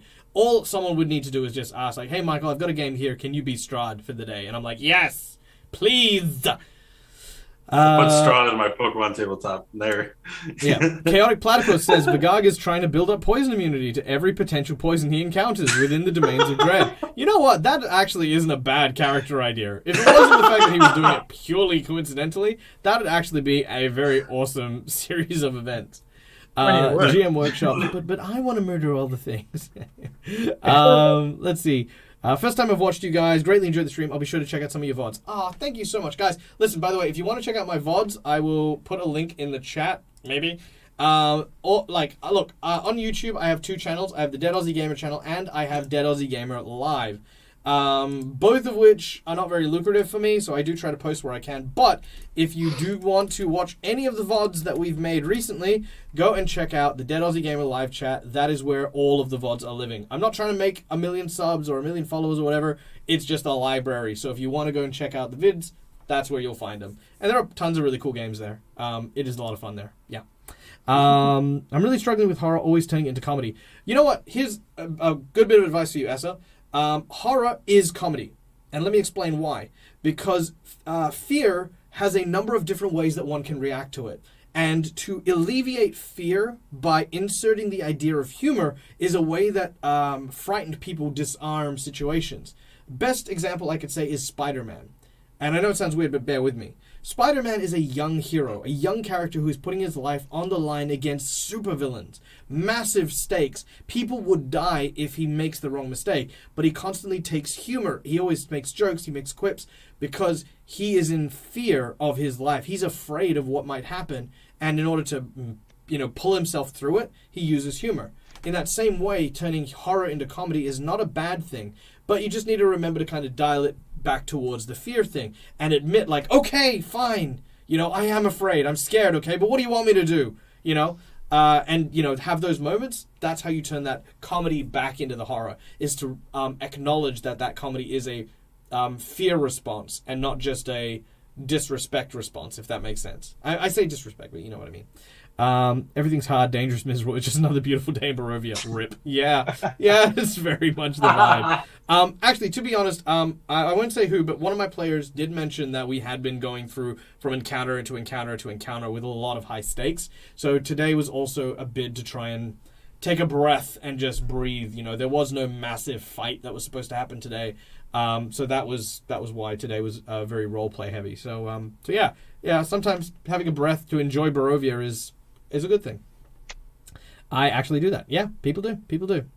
Strahd was awesome. Yep, I have another secret player play Strahd. Oh, that's a good one. That's a great one. I'd love to do that.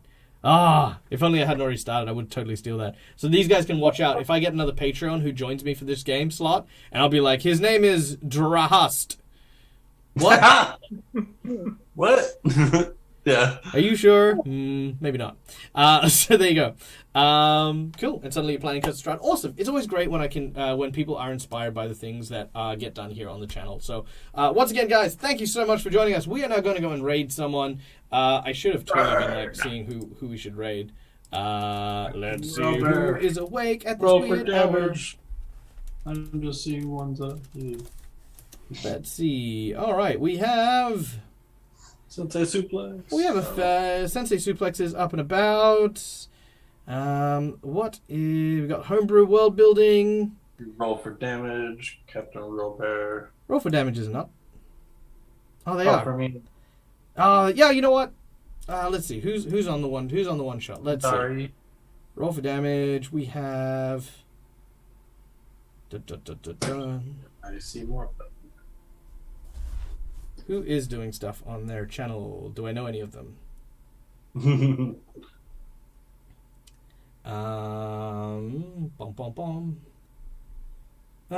Josh the pirate and his wife are there. All right, only because I like Josh. There we go. All right, so Only we're gonna go because and raid. We are gonna go and raid. Roll for damage.